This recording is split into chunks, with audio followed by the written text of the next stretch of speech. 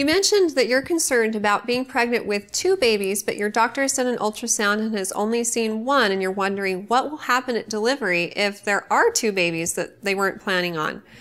Now, I want to talk for just a second about the normal course of labor. In order for labor to happen, you have to have contractions. And once you have contractions, they cause your cervix to thin out and open up.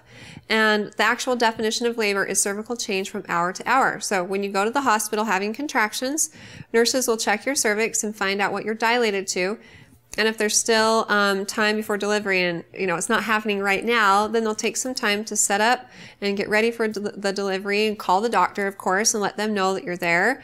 And then spend the rest of the time monitoring you and the baby and your progress.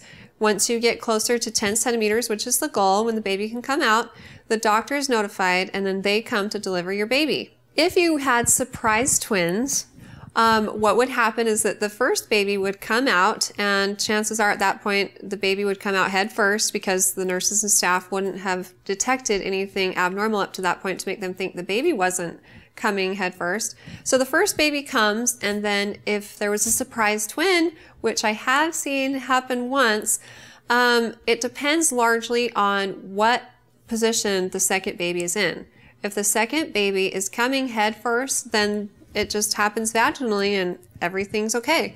But if the second baby is not head first, is coming bum first or feet first or something, that complicates the delivery. So the doctor at that point would make a split-second judgment call. Do I deliver the baby vaginally or do we do a C-section? There are many factors that are going to affect this. How is the baby doing during labor? How easily is the baby coming? Is there a possibility of them being rotated inside? Is the mother bleeding? How's she doing? So the doctor, that's why they're a doctor. They went to school to be trained for these types of situations and to handle them, and they have years of experience to help them make good judgment calls and know what to do in those precious moments. So it's hard to say exactly what would happen. It depends on the circumstances. If you are concerned, I do recommend that you have a very candid conversation with your doctor. Let them know what you're thinking, and then they in turn can tell you what they're thinking and why. I hope the very best for you, and if you have more questions for me in the future, please feel free to ask them on our Facebook page at facebook.com/InterMountainMoms and recommend us to your friends and family too.